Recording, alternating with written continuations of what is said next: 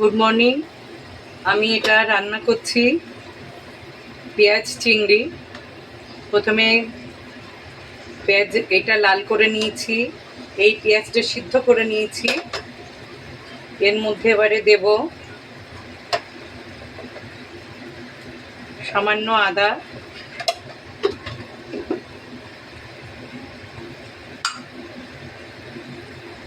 সামান্য রসুন।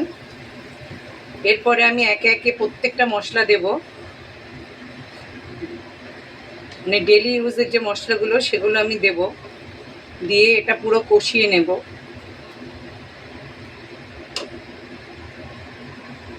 মশলার মধ্যে দিয়ে দিলাম গোটা কাঁচা লঙ্কা, টমেটো। এগুলো ভালো করে গলে মশলাটা তেলের উপরে উঠে আসলে তারপরে আমি এই সিদ্ধ করা অনিয়নটা দিয়ে দেবো।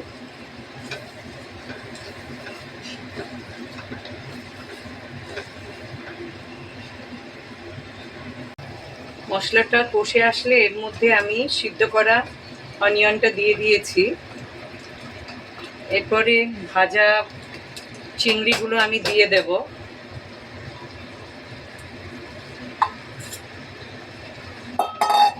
এটা হতে অনেক টাইম লাগবে।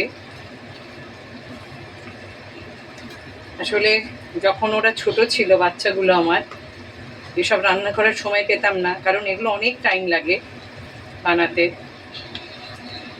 এখন একটু টাইম পেয়েছি, এগুলো আবার রান্না শুরু করেছি।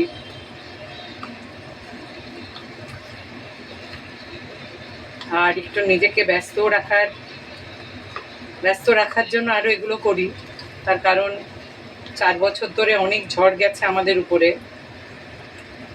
প্রথমে বড়দা, বড় জামাইবাবু, মেজদি, গত বছর এই জুলাইয়ের 18 তারিখে ছোটদাকেও হারিয়ে ফেলেছি।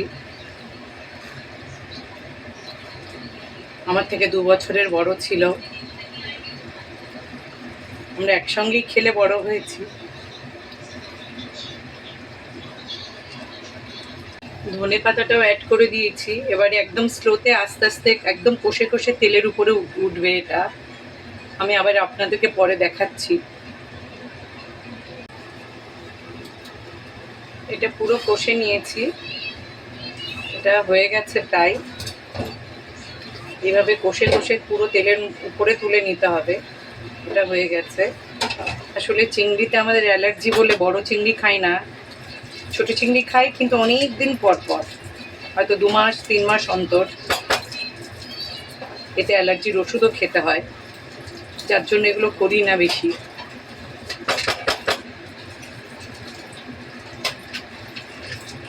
আমার এটা কমপ্লিট হয়ে গেছে। রান্না করে খাবেন, খুব ভালো লাগে, ভাত রুটি সব কিছুতেই।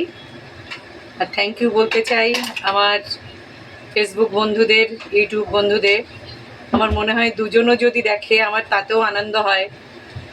আর একটাই কারণ, আমি একটু মানে চারিদিকের যা পরিস্থিতি তার থেকে একটু দাঁড়াতে চাই, মাইন্ডটাকে একটু অন্যদিকে আমি কনভার্ট করতে চাই। আপনারা আমাকে এইভাবে দেখে ভালোবাসবেন। Thank you so much everyone.